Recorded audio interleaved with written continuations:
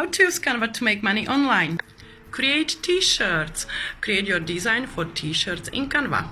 Then upload your design to some POD company and sell it. You can sell them on different platforms starting from Etsy to Amazon. Create t-shirts for children, for adults, t-shirts for professions, for certain niche. Create t-shirts for holidays such as Christmas or Valentine. There's so many options that you can do over there. And you don't need to create only t-shirts. When you create some design, you can use it on all different type of clothing and products.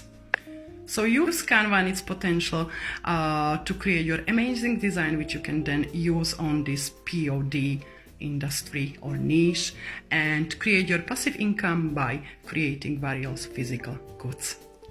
My name is Barbara Template. I create social media templates, digital products, and videos about Canva, how to use Canva for your business, or how to use Canva to create something online. So watch for more videos from this series. What are other options that you can create in Canva and sell it online, or videos about Canva, how to use Canva and the new features in